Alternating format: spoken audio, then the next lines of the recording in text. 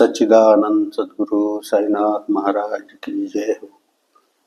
अब आपको आगे में मालसापति की कथा सुनाता हूँ, जो साई लीला लेखक साई लीला मासिक पत्रिका में, पुरानी साई लीला मासिक पत्रिका में आया हुआ था, जिसे मैं 1995 में 14वें लेखक कवि सम्मेलन में गया था, तो वहाँ से लेकर आया था। तो इसकी ये पूरी कथा काव्य रूप में है और इसके आप सुनिए, इसके वर्ड और इसका जो काव्य रूपांतर सब बाबा ने मुझसे करवाया है। मैं तो एक माध्यम हूँ, लेकिन करवाने वाला बाबा है। कि भक्त एक बाबा का मालसा, शिवा था पत्नी का नाम, पति करें बाबा की सेवा, जपते हर पल साई नाम।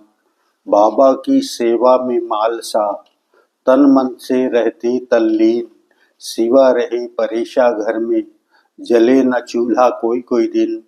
एक समय ऐसा था भाई, नहीं अनाज घर में वह पाई, मन में उसके मचा था शोर, तभी मुड़ी मंदिर की ओर। सोचा कुछ अनाज यदि पाऊं, घर जाके चूल्हा सुलगाऊं। पहुंची जब मंदिर के द्वार, पड़ी अचंभे में इस बार, अन्न भरा बोरे में पाया, खुशी हुआ मन बारंबार। प्रेम सहित भोजन था पकाया, लिया पति को तभी पुकार, आओ आके भोजन पालो, सब कुछ है कब से तैयार। मालसा बैठे भोजन करने, याद उन्हें बाबा की आई, सोच रहा था अपने मन में, भोजन रखा रहा उलझन में। जब तक भोजन बाबा ना पाई, मैं यह भोजन कैसे खाई, नहीं छुआ तब तक वो भोजन।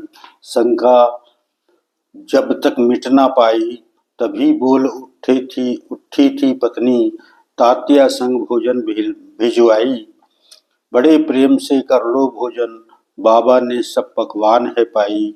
पत्नी का आश्वासन पाकर संकित मन फूला न समाया, तभी नाम बाबा का लेकर अपने मुंह भोजन जुटलाया। भरा थाल विविध व्यंजनों से रखा हुआ बाबा के पास, अब्दुल कहा तात्या से, खाते नहीं बाबा भोजन खास।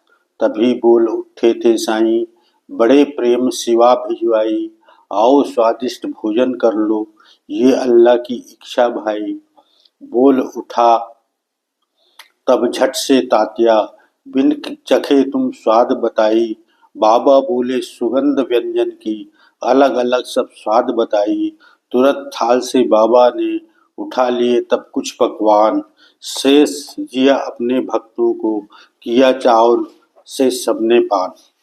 तो ये मालसापति की कथा थी, और इसके साथ ही पानी से दीपक जलाना, उसकी भी कथा मैं इसके साथ में भेज रहा हूँ। तो ये पानी से दीपक जलाना, तभी एक धूनी बाबा ने मस्जिद में खुद ही थी जलाई, अविराम जलती रहती है जब से अब तक द्वारका माई।